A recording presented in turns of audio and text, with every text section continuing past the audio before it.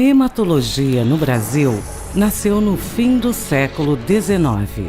Em 1897, o médico paulista Miguel Pereira, formado no Rio de Janeiro, escreveu o livro Hematologia Tropical, que ganhou repercussão no mundo acadêmico e social brasileiro da época.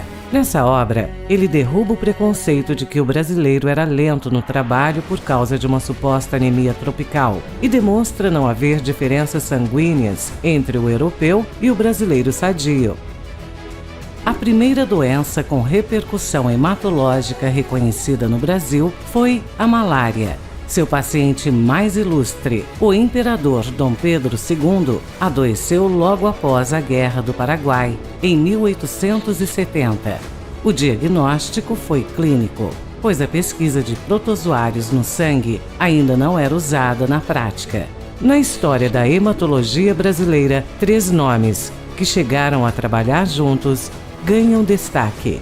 Oswaldo Cruz foi o primeiro diretor do Instituto de Manguinhos, onde a hematologia passou a ser uma de suas principais atividades científicas.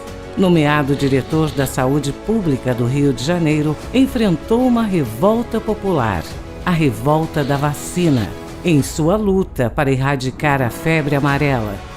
A dedicação à ciência fez de Oswaldo Cruz e do Instituto Manguinhos, depois batizado Instituto Oswaldo Cruz, o primeiro centro de pesquisa na história do Brasil, um marco da hematologia brasileira. A epidemia no Rio e a peste bubônica em Santos colocavam o Brasil entre os países mais inóspitos do mundo. Adolf Lutz também virou nome de instituto de pesquisa, formou-se na Suíça e trabalhou nos Estados Unidos, Alemanha e França. Em 1892, foi convidado pelo governo de São Paulo para comandar o Instituto de Bacteriologia, que anos depois transformou-se em Instituto Adolf Lutz. Em 1897, o médico Vital Brasil foi convidado a ocupar um cargo no Instituto de Bacteriologia e ajudar Adolf Lutz a combater a peste bubônica, a dengue e a febre amarela em várias cidades brasileiras. Foi ele o fundador do Instituto Butantan, construído para o desenvolvimento de medicamentos.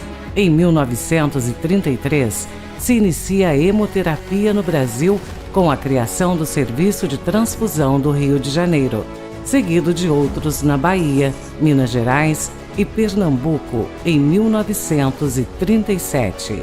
O primeiro banco de sangue do Brasil foi instalado no Rio de Janeiro em 1941. No ano seguinte, surgem os da Santa Casa de Porto Alegre e do Pronto Socorro do Recife. Em 1943, foi criado o Banco de Sangue do Hospital das Clínicas de São Paulo. Em 1949, nasce a Associação de Doadores Voluntários de Sangue. Um ano mais tarde, surge a Sociedade Brasileira de Hematologia e Hemoterapia e uma lei federal normatiza e disciplina a doação de sangue. Nesta época, o sangue era comprado e a estrutura dos serviços era frágil, com recursos humanos sem qualificação técnica, sem investimento e sem a devida fiscalização governamental. Na década de 60, foi instituída a Comissão Nacional de Hemoterapia para incentivar a doação voluntária e disciplinar a atividade hemoterápica.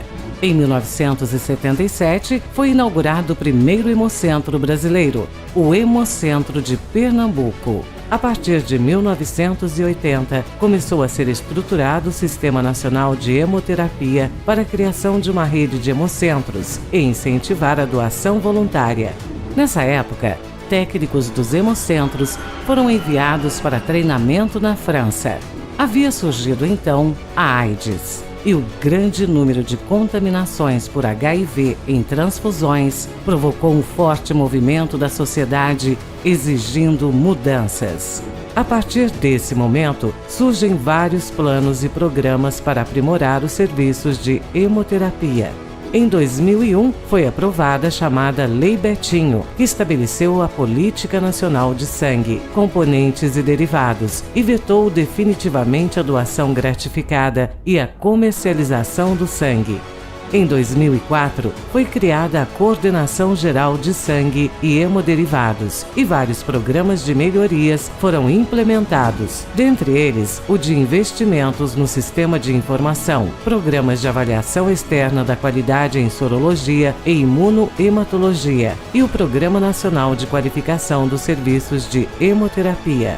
Nos dias de hoje, a hemoterapia e a hematologia no país destacam-se pela qualificação de seus profissionais e pelo alto nível das pesquisas e assistência realizadas nos hemocentros. A qualidade do sangue no Brasil é comparável à dos países do primeiro mundo, o que garante saúde, segurança e bem-estar àqueles que necessitam dos serviços hemoterápicos.